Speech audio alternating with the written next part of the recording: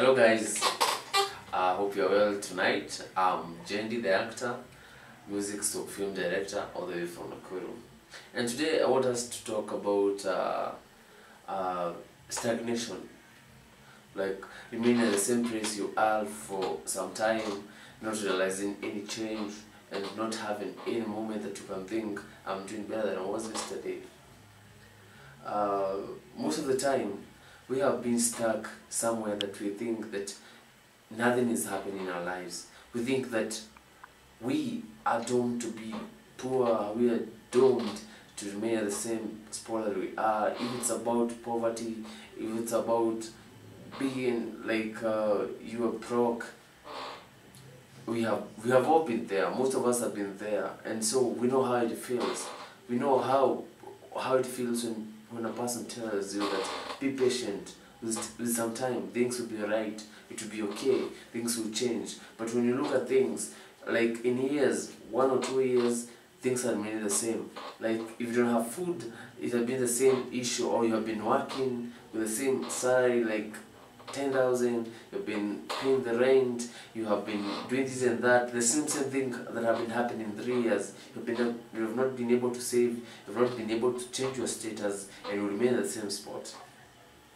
Stagnation is something that happens in our lives so that we can be able to think beyond obvious. But most of us, we realize most of us never change, because it starts with you. Change starts with you. If you don't want to change, the situation will never change. Your attitude is everything. You have to come to yourself, call yourself a meeting, and ask yourself, why am I still here?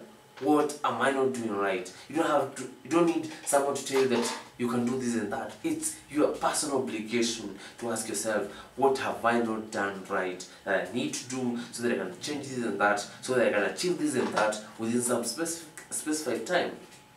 So stagnation is like a personal decision, because it's upon you to change that status. You don't have to live with the same stagnation if you can change the world. I've seen a lot of like people with disabilities. They have done a lot of things that we have our both hands, our both legs, and everything that we are not able to achieve. It's not by fate or by favor. It's about your attitude, your destiny. You know, you have to first you have to be with the right people, associate yourself with the right people each and every day. Be with the right people, talk with the right people, hang around with the right people, talk with the right people, like have the right friends who help you to achieve what you want to achieve. Not the friends who just talk to you about something that doesn't make sense. Number 2, it's all about what you want to achieve. So, like, where do you get the information? Where do you get your motivation? Being motivated by someone who has already made it. You cannot be motivated by someone who is under you. Be motivated by someone who have made it. But at the same time, don't assume someone who have not made it. Because as I said on another episode, I said that there's some people who are made or who are born to just impact into others' lives, so that other lives can be impacted. So that person can be able to tell you something that can change your life, even if they are not successful. I have heard people who will tell you that if you can do this and that, you can achieve, and they have not. Ni kama mtu wa sigara. They tell you that do not smoke. They sell you the cigarette, but they tell you do not smoke. What does that mean?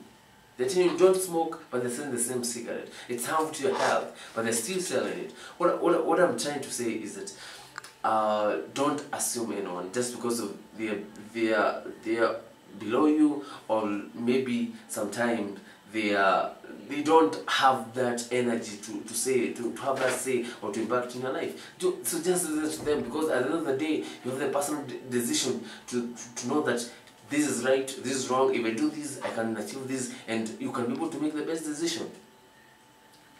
So number 3, always associate yourself with the right content, the content that you hear. Your ears are able to perceive and to interpret.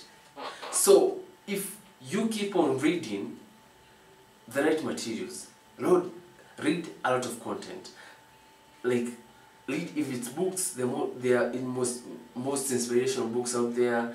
They are books that you just read to open your mind. The successful stories. You don't have to read about success. Read also about people who have failed, because by reading the books that, or stories that people who have failed, you'll be able to realize that if I do this and that, I'll be able to fail. But if you always read about success, you do not know about where people fail, where people fail and how they fail and how much they tried and what they installed on that failure. Because we all learn from failures. We don't learn from success. We learn from failures. And success is not achieving a lot of things. It's achieving or moving from one level to another gradually, so that tomorrow you'll be able to be a height more than you were yesterday. So one thing I want to say about stagnation is that you need to bring yourself in front of God. Tell God that I need this. Tell God that I want this. Tell God I want to change my status. And as much as you pray, I said that work hard, work towards it. Because no one, if today I pray for an airplane, I don't know about airplanes, I don't know how to land it, I don't have anywhere to keep it, I don't know any information about it, I don't have anything about airplanes. So will God give that to me? But if I pray for something that I know that I can be able to achieve, that I can be able to manage, because God will not give you something that you're not able to manage. God will always give you what is the best at that time. So work hard, work extremely hard. Don't just be sleeping. Don't just wake up and do the same thing yesterday. Year after year, you do the same thing. Try something different. Try something new. At this juncture of life, or with generation, you can be able to generate income through other channels. You can be able to start something from small things. I've heard of stories that I started from I'm a car seller to a millionaire. I've started from selling mandazi to a billionaire. I've started from, I've not gone to school, I have not done this and that, but that person is a billionaire. So what I'm trying to say is that regardless of any situation that you are going through today, work toward that stagnation. Try to think outside the box. If it's something that you can be able to start something, it doesn't mean because you're employed by the government or you're employed by someone, you have to keep on your mind stagnated on that thing for years. Think something else.